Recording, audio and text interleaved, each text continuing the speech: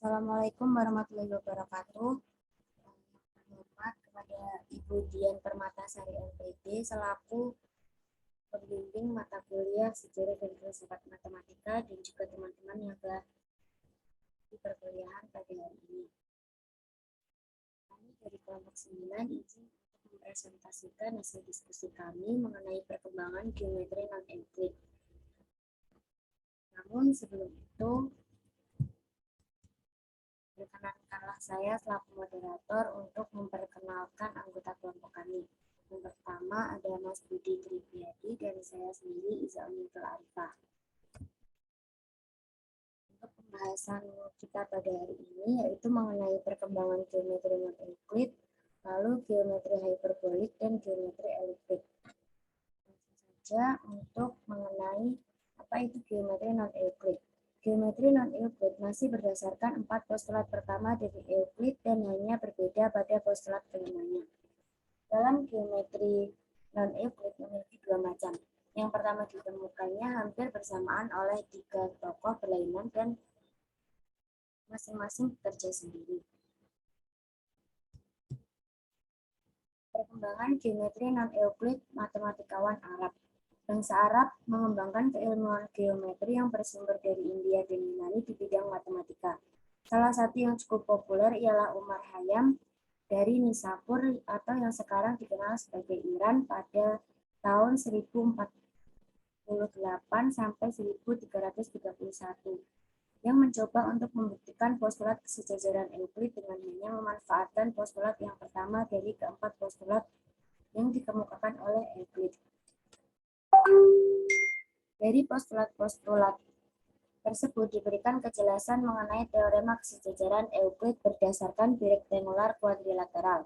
Satu tokoh matematikawan lainnya yang berkontribusi dalam perkembangan keilmuan bidang geometri adalah Nasir Eddin tahun 1201 sampai 1274 dengan salah satu hipotesisnya berkenaan dengan postulat kelima Euclid adalah if two straight lines R and S are the one perpendicular and other oblique to the segment AB, the perpendiculars drawn from S upon R or less than AB on the side on which S makes an acute angle with AB, and greater on the side on which S makes an obtuse angle with AB.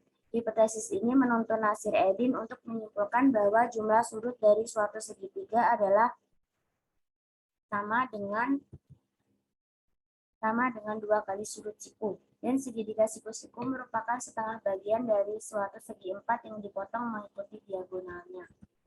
Lalu mengenai perkembangan geometri non-Euclid matematikawan Eropa. Beberapa matematikawan Eropa yang juga mencoba membuktikan kebenaran postulat kelima Euclid. Yang pertama, John Wallis tahun 1616 sampai 1703, seorang profesor dari Oxford University. Ia membuat pembuktian terhadap postulat kelima Euclid dengan berdasarkan pada aksioma to every figure exists a singular figure of arbitrary magnitude.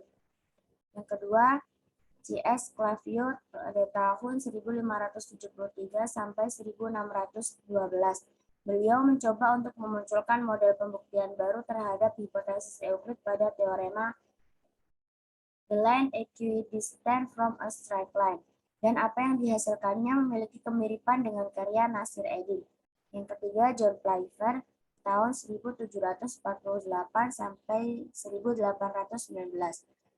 Untuk suatu garis L dan setiap titik P yang tidak terletak pada garis L, terdapat suatu garis M yang melewati P dan sejajar dengan L. Postulat Playfair ini Playfair mencoba untuk mengkonstruksi postulat kesejajaran yang dikemukakan oleh Euclid agar lebih mudah dipahami.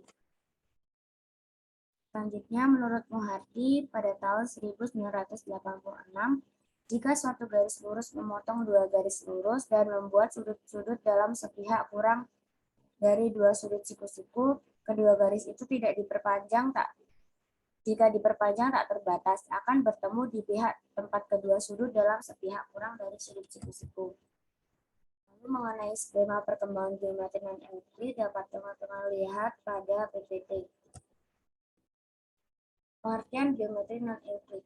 Non-Euclidean geometri merupakan salah satu dari dua geometri tertentu yang longgar berbicara, diperoleh dengan meniadakan Euclidean paralel postulat, yaitu hiperbolik dan geometri eliptik, di mana ini merupakan satu istilah untuk alasan sejarah, memiliki arti dalam matematika jauh lebih sempit dari yang terlihat. Perbedaan penting antara geometri Euclidean dan non-Euclidean adalah sifat paralel baris.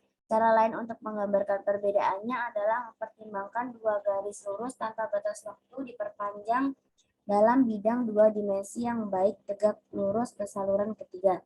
Dalam geometri Euclidean, garis tetap konstan jarak dari satu sama lain bahkan jika diperpanjang hingga tak terbatas dan dikenal sebagai paralel. Dasar geometri non-Euclid. Girolamo Saccheri dari Sanremo tahun 1667 sampai 1773 yang merupakan profesor di Pavia University menggunakan absurd method dalam pengkonstruksian postulat kelima Euclid. Hasil temuannya kemudian menjadi dasar bagi perkembangan geometri non-Euclid. Dapat teman-teman lihat gambar dari Saccheri kuadrilateral. Definisinya, Saccheri kuadrilateral adalah suatu segi 4 PQRS di mana sudut PRS dan sudut QSR merupakan sudut siku-siku dengan PR sama dengan QS. Segmen atau ruas garis RS disebut sebagai alas dan PQ sebagai puncak. Dari gambar tersebut, paling tidak ia melihat terdapat 3 kemungkinan yang akan terjadi. Yang pertama, sudut-sudut puncak pada kuadrilateral tersebut besarnya lebih dari sudut siku. Yang kedua, sudut-sudut puncak pada kuadrilateral tersebut besarnya sama dengan sudut siku. Yang ketiga, sudut-sudut puncak pada kuadrilateral tersebut besarnya kurang dari sudut siku. Kelahiran geometri non-Euclid. Para ahli matematika seluruh dunia sadar bahwa postulat kelima Euclid tidak dapat dibuktikan dengan aksioma-aksioma yang terdapat pada geometri Euclid. Ada banyak fakta yang mengindikasi penolakan ini. Pada waktu yang hampir bersamaan, muncullah 3 orang matematika yang ternyata berhasil menemukan solusi dari perdebatan tersebut mengenai postulat kelima Euclid. 3 matematikawan tersebut ialah Carl Friedrich Gauss di Jerman, Nikolai Ivanovich Lobachevsky di Rusia, dan Janos Bolyai di Hungaria. Geometri non-Euclid memiliki 2 macam. Yang pertama, geometri hiperbolik dan geometri eliptik. Pada kajian geometri hiperbolik ini, objek kajiannya berupa titik, garis, bidang, dan segmen. Tidak sama dengan titik, garis, bidang, dan segmen pada geometri parabolik. Geometri ini direpresentasikan oleh sebuah lingkaran O. Lalu geometri eliptik berbeda dengan geometri Euclid hanya pada postulat kesejajarannya saja. Postulat kesejajaran dari Riemann adalah sebagai berikut. Tidak ada garis-garis sejajar dengan garis lain. Lalu mengenai tabel representasi geometri hiperbolik dapat teman-teman lihat juga pada PPT. Postulat kesejajarannya, untuk suatu titik dan suatu garis yang tidak melalui titik tersebut, terdapat 2 garis yang melalui titik tersebut yang sejajar dengan garis pertama. Selanjutnya, mengenai teorema-teorema pada geometri hiperbolik akan dibacakan oleh rekan saya. Kepada Mas Didi, saya persilakan. Baik, terima kasih. Selanjutnya, teorema-teorema pada geometri hiperbolik. Teorema 2.1, teorema sudut luar. Sudut luar segitiga akan lebih besar daripada sudut interior atau dalam yang tidak bersisian dengan sudut tersebut. Seperti pada gambar yang tertera pada PPT. Pembuktiannya, misalkan segitiga ABC adalah sembarang segitiga dan misalkan D merupakan perpanjangan dari BC melalui C. Pertama akan ditunjukkan bahwa M atau besar sudut ACD lebih besar dari besar sudut A. Misalkan E merupakan titik tengah dan misalkan BE merupakan perpanjangan dari garis yang melalui E hingga F, maka MAE sama dengan ME. Selanjutnya MBE sama dengan MEF dan M atau besar sudut AEB sama dengan besar sudut CEF, atau sudut bertolak belakang sama besar. Jadi segitiga AEB sebangun dengan segitiga dan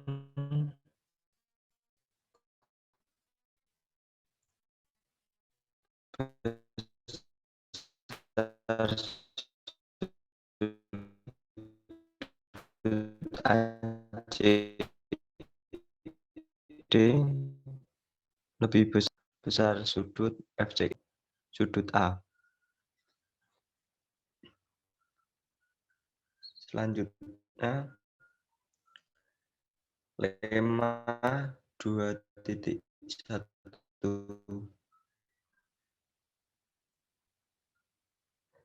Jumlah besar dua sudut suatu segitiga adalah kurang dari atau sama dengan sudut luarnya.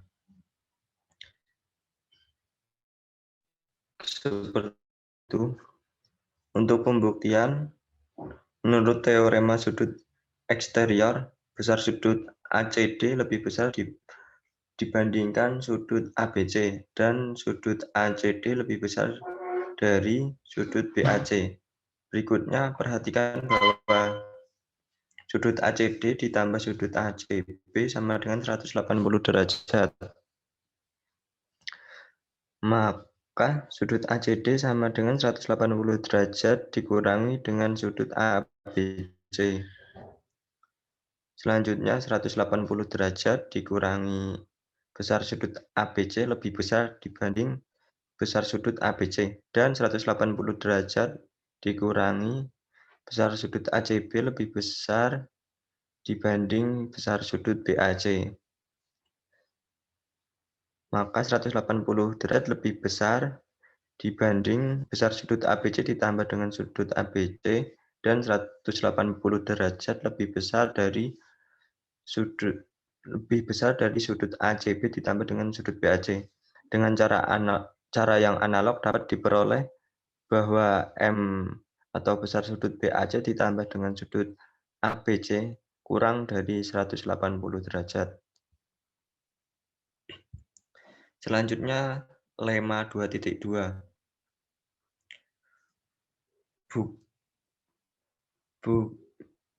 Pembuktian. Misal alfa yaitu sudut yang ditentukan berapapun ukuran sudutnya. Perhatikan pada gambar di samping yang terdapat titik R pada garis L yang terbentuk dari sisi PQ, sehingga sudut PRQ sama dengan alfa. Pertama, dibuat langkah-langkah untuk mendapatkan hasil barisan sudut, yaitu sudut PR1 Q1, kemudian sudut PR2 Q2, dan seterusnya. Setiap sudut yang ditentukan tidak lebih besar dari setengahnya, yaitu dari hasil yang telah didapat.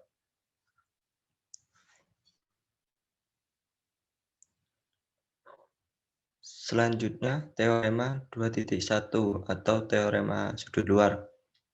Pada segitiga, jumlah besar sudut-sudutnya kurang dari 180 derajat. Pembuktiannya, buat garis L pada titik P pada L.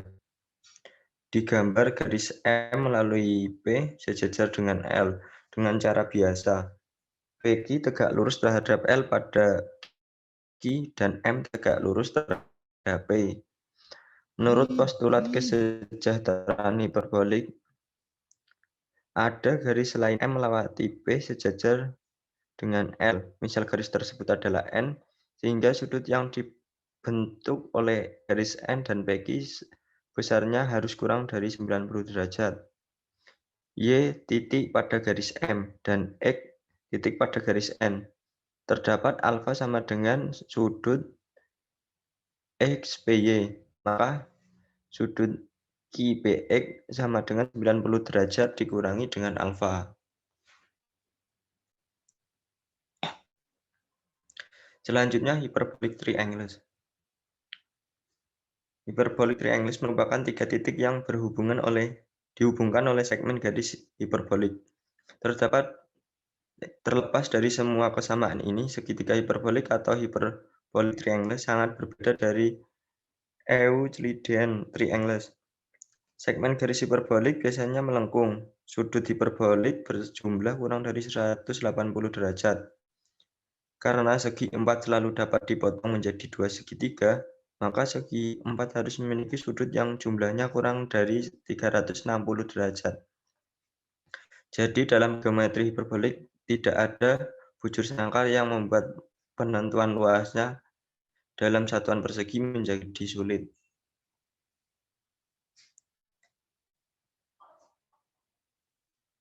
Selanjutnya, tabel representasi bola Euclid bisa dilihat pada PPT.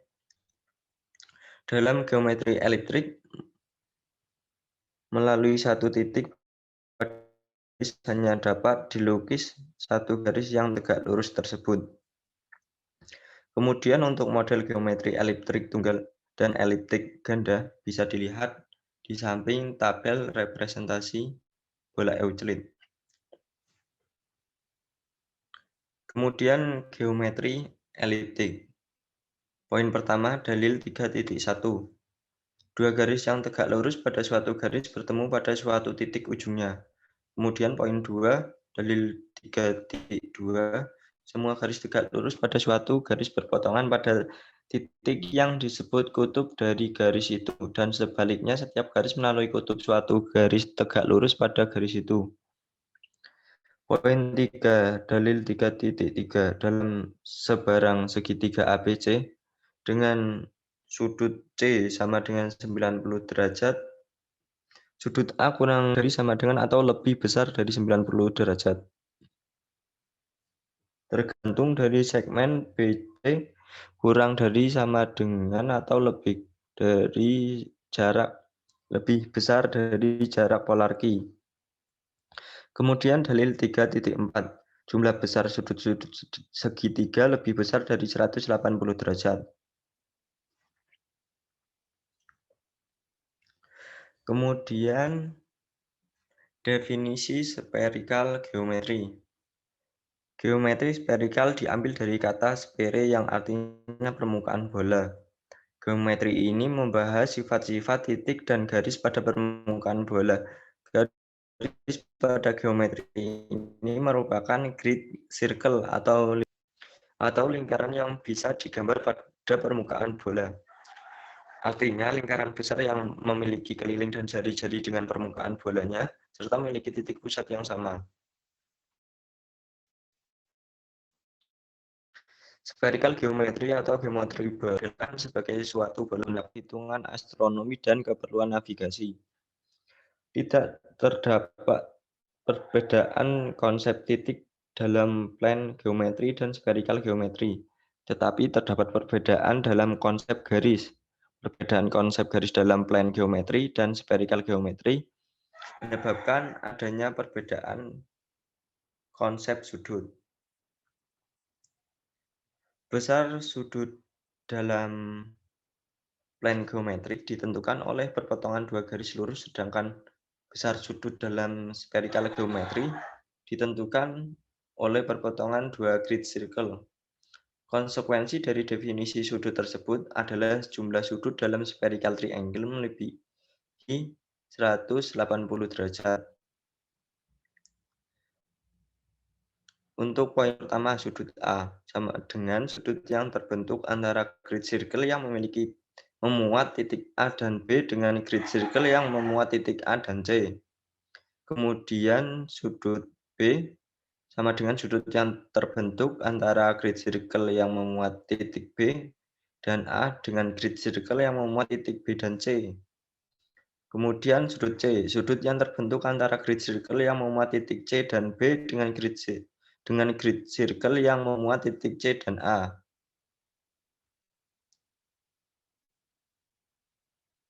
Seperti halnya dalam plane triangle, dalam spherical triangle juga terdapat aturan kosinus. Yang pertama, A sama dengan titik singgung bola O dengan bidang yang memuat ADE. Kemudian AOD sama dengan perpanjangan grid circle yang memuat AOB. Kemudian AOE, perpanjangan grid circle yang memuat AOC. Ukuran sisi A sama dengan besar sudut BOC. Kemudian ukuran B sama dengan sudut AOC. Kemudian C sama dengan sudut AOB. Sekian presentasi dari saya. Selebihnya saya kembalikan ke moderator.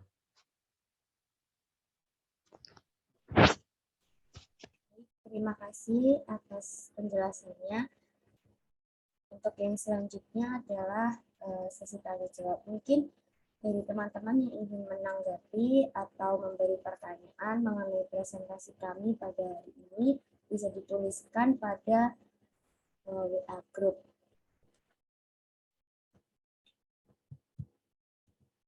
Mungkin itu saja yang dapat kami sampaikan. Kurang lebihnya kami mohon maaf. Semoga apa yang kami sampaikan dapat dipahami.